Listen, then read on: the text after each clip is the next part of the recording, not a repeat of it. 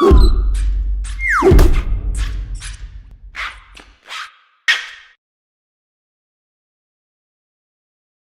everyone, welcome to another Good e-Reader review video. My name is Michael. This is Peter. We have here the all-new Kindle Paperwhite, better known as the Kindle Paperwhite 3. Yes. This has the same screen technology as the Amazon Kindle Voyage at a fraction of the price. This is $120, whereas the new Voyage is $199. The Voyage is 12% lighter, but this has a lot of things going for it, including a very high resolution e-ink screen with a 300 ppi and 1430 by 1080. Yeah, so it's huge. It really steps up the Kindle's game in terms of overall performance. Let's take a look at the hardware. So the Kindle hasn't changed much from the last generation, and you can see the side-by-side in our comparison video. The back Amazon engraved logo is now no longer piano underneath all the letters. It is just plastic matte. Of course, Amazon still does not have any manual page turn buttons, so you're forced to use everything on the screen. It is not a flush screen and bezel. It is about 1 millimeter deep, unlike the Kindle Voyage. You have a power button, light indicator, and a micro USB port for transferring data. The front Kindle logo has become piano finish instead of the back now, whereas the old Amazon Kindle Paperwhite 2 was white.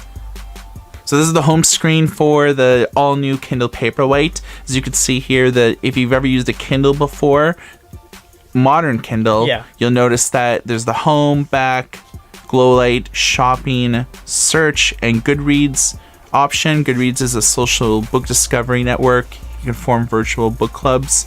You can switch things between list view and cover view. You can create collections if you have a lot of books.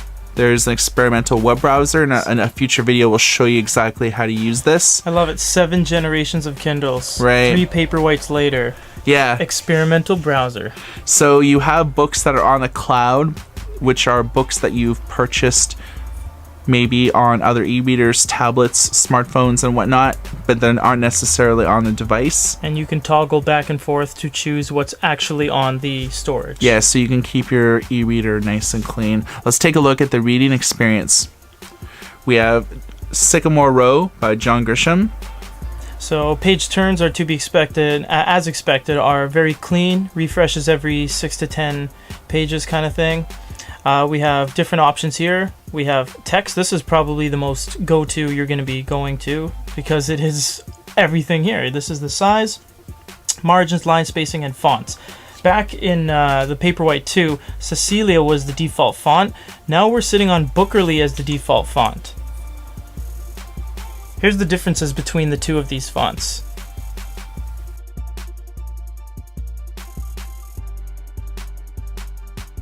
Amazon's made a lot of advancements aside from the fonts in terms of cleaning it up.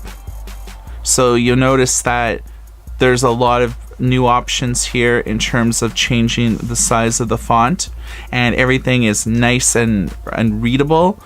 The high definition screen really stands out. So if you are someone that spends a lot of time on your Kindle and has had many Kindles or other e-readers in the past, you're going to get a tremendous reading experience from here. Of course, you can do all the little things that you can do on previous Kindles, such as highlight, take notes, make annotations, look words up in the dictionary. If you want to find out more about the book that you're reading, you can engage in X-ray. X-ray is a really cool feature. People, places, and things. You can look up main characters, how often that they're referenced through the book. Some books get kind of complicated with introducing a ton of different characters seemingly all at once. The latest William Gibson book, The Peripherals, really guilty of that, where they introduced almost 30 characters within the first 5 chapters. So this is a good way that you can find out a little bit about the character, the biography, if they're a major or minor character. If you're juggling many books, it's essential. Of course, you can go to specific things, but you can really get a sense of where you are in the book by this 1 minute left in the chapter, and you've read 74% of the current chapter. So that's really handy.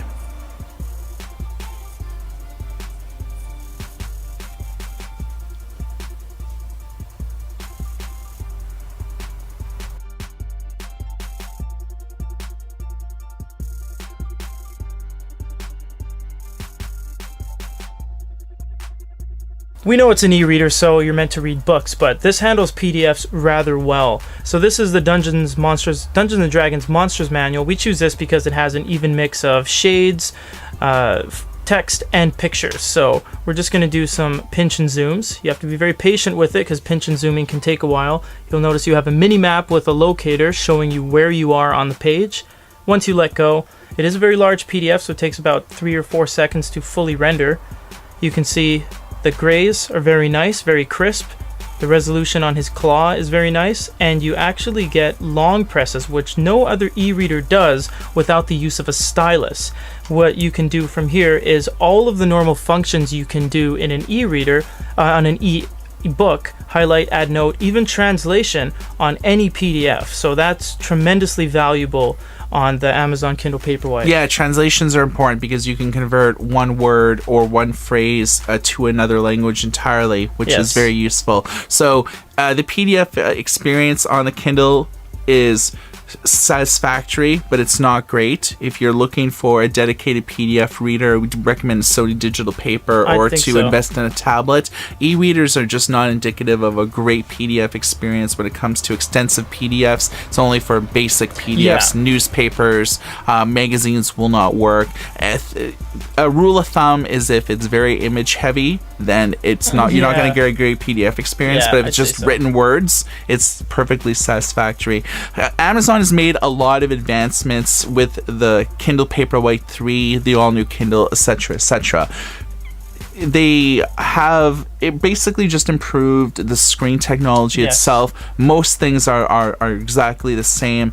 I think that this is a really good buy if you are a person that is invested in the Amazon ecosystem, whether you've had a previous Kindle or if you use the Kindle reading app on your smartphone, on your tablet, or on your computer. I think that Amazon does very well for itself. 75% of the US ebook market it controls, 95% of the ebook market in the UK. So people really love their Kindles, and this is a winner. For goodereader.com, my name is Michael. This is Peter. Everybody take care.